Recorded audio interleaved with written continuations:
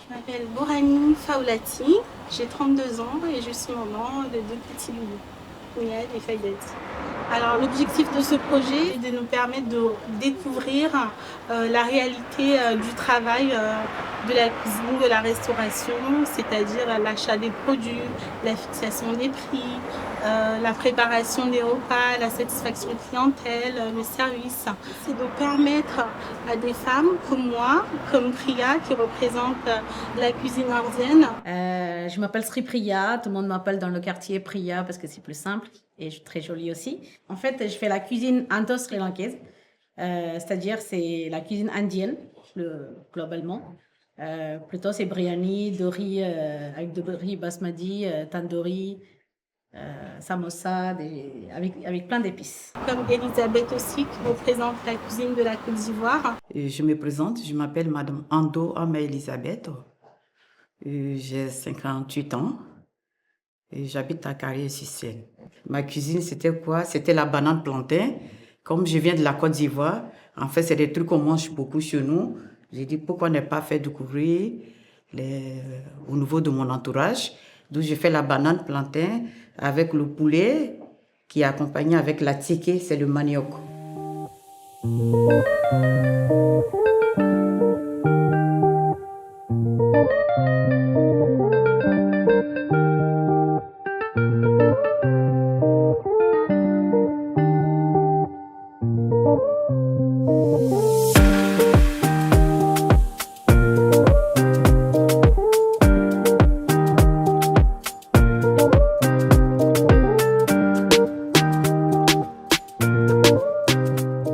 Le projet Food Truck, c'est déjà un projet qui est porté par la ville, bien sûr, mais qui est soutenu par la Cité de l'Emploi, qui s'appelle Impact 2024. Donc, c'est notre chargé de mission qui s'appelle Pedro Diniz, qui a suivi ce projet et qui a travaillé avec l'APES et avec donc la CHGBS, comme je vous disais tout à l'heure. Alors en fait, nous, à Mi-Service, on a été sollicités dans le cadre du projet Food Truck afin de pouvoir en fait salarier les femmes qui ne souhaitaient pas se lancer dans l'aventure tout de suite en tant qu'auto-entrepreneur. Donc ça leur permettait en fait d'avoir le statut salarié et d'être, on va dire, protégées, de ne pas vraiment engager de frais, de pouvoir participer à l'expérience, mais tout en ayant le cadre en fait du statut salarié, les assurances qui vont avec et toute la protection que ça peut apporter. On a aussi formé les participantes à tout ce qui est l'hygiène alimentaire, donc elles ont bénéficié d'une formation HACCP. On les a accompagnées sur l'utilisation d'un TPE. Donc en fait, voilà, nous, on était aussi vraiment là pour accompagner et organiser tout le projet et être au quotidien avec les participantes. En fait, moi, je travaille avec les chiffres en comptabilité. Donc, en même temps, à la maison, je cuisine. Par mes amis, j'ai constaté que je cuisine très bien. Et moi aussi, j'aime bien cuisiner. Donc, je voulais travailler dans la cuisine en comptabilité. Donc, j'avais une idée de lancer en tant que traiteur ou travailler en food truck. C'est par là que ça m'a venu de travailler en food truck. Et j'ai pris rendez-vous avec M. Pedro, qu'on a eu à discuter, qui m'a dit que je vous laisse le temps à réfléchir. Et à la suite de plusieurs réflexions, j'ai dit pourquoi ne pas m'aventurer. On a décidé d'être partenaire de ce projet puisque ça rentre totalement dans nos missions, à la fois pour l'APES et pour Séquence, de favoriser l'insertion professionnelle, et y compris potentiellement la reconversion de certains des locataires du bailleur. Et aussi, on a vu ça comme un moyen d'animer le quartier pendant la période estivale et d'en faire un levier de rencontre entre les deux.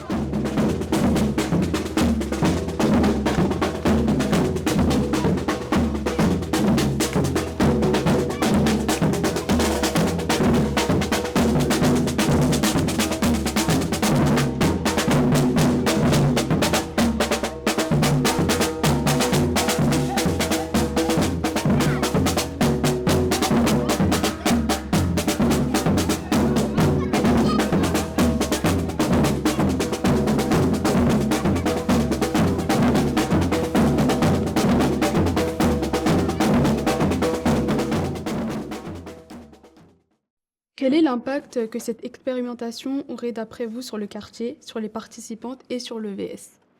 Alors, pour le VS, j'ai envie de dire une totale satisfaction d'avoir aidé des mamans et des jeunes à monter un projet. Donc, pour nous, c'est hyper important. L'impact, j'espère en tout cas, elle aura lieu auprès des mamans pour voir que l'entrepreneuriat, c'est pas difficile, ou ça l'est, peu importe. En tout cas, qu'elles aient une vraie expérience et qu'elles puissent se projeter de façon, on va dire, plus réelle. Le plus difficile, ça c'est une bonne question. Le plus difficile, parce que la cuisine, c'est bien, mais lorsque on n'est pas véhiculé, c'est pas évident. Et quand il y a des préparations à faire, tu es obligé de courir de gauche à droite. Et le stress quand même qui est... Mais étant dedans, on s'habitue. Tout. J'ai appris beaucoup de choses. En fait, avant de mettre dans le food truck, moi et mes collègues, on était 6-7 personnes. On avait beaucoup de peur. Comment on va travailler sur le food truck? Comment on va faire? Est-ce que c'est possible de travailler, de préparer dans le food truck de A à Z? Parce que notre cuisine, c'est très dur. Il y a beaucoup d'étapes, beaucoup de procédures. Donc, est-ce qu'on arrivera à faire ça?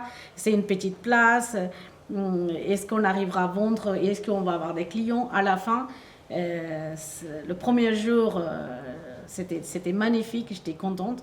Pour les candidats, c'est déjà des perspectives de pouvoir mettre en place un projet qui au début n'était qu'un projet, hein, évidemment, et qui pourra peut-être se concrétiser à l'avenir.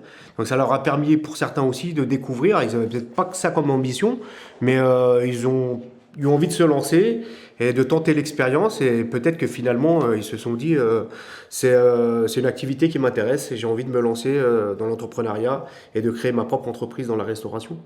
Et puis pour le quartier, j'ai bien vu que ça a aussi bien animé en fait, donc on a aussi atteint le deuxième objectif, puisqu'il y a eu beaucoup d'habitants qui sont venus participer aux différentes animations, et énormément de personnes aussi de l'extérieur qui se sont arrêtées et donc qui ont pu découvrir le quartier à cette occasion-là. Alors, le projet a démarré mi-juin et se termine fin juillet. Moi, la semaine, je ne peux pas parce que j'ai un métier à côté. Par contre, le week-end, le samedi et le dimanche. J'avais commencé par le dimanche au début. Et puis après, on m'a proposé de faire le samedi parce que les plats comoriens plaisaient beaucoup à certaines personnes. Et puis, je me suis dit pourquoi pas. C'est vrai que ça ne me laisse pas beaucoup de temps de repos, mais je fais ça par passion. Donc, j'essaie au maximum d'être présente et de faire les choses correctement et de proposer des très bons plats. Ça m'a vraiment donné l'envie de continuer. Comme dès le début de ma question, je disais, j'hésitais, c'est des choses, lorsqu'on ne s'est pas aventuré, on a des doutes, mais une fois qu'on est lancé... Merci beaucoup. C'est un très beau projet pour la ville et pour nous aussi, pour montrer nos talents. Et aussi pour montrer que les personnes qui travaillent pour la ville, dans la service EVS, ils sont très forts. Donc ils peuvent aller encore plus loin pour faire d'autres projets que Food Truck. Donc c'est par là qu'on est venu jusqu'à ici. Donc merci beaucoup déjà. Je préfère remercier les gens qui ont travaillé derrière nous et ils nous font lancer et avancer jusqu'à là. Merci à tout le monde en tout cas pour votre participation. C'était pas forcément évident pour tout le monde à tout moment, mais on a réussi à surmonter les difficultés et c'est une bonne expérience je pense pour chacun d'entre nous. Qu'on ait atteint tous les objectifs ou pas, mais en tout cas ça reste une très belle aventure et je suis prêt à la renouveler avec plaisir. Hein. J'espère que ce sera faisable. Et donc en tout vous avez encaissé donc en carte bleue et en espèces 6 441 €. Ouais. Je ne dirais pas, et c'était pas tous les jours. Ouais. Et on n'a pas eu l'activité tous les jours. Ouais. Donc bravo parce que même nous en fait. Ouais. Bon, si tu demandes, je vais le dire. Et pas du tout. Figure-toi, en tout avec les fournitures, l'inauguration et l'alimentaire, vous avez dépensé 4 122 €. Donc en fait, on est quand même sur un bénéfice à 2 319 €. Donc bravo.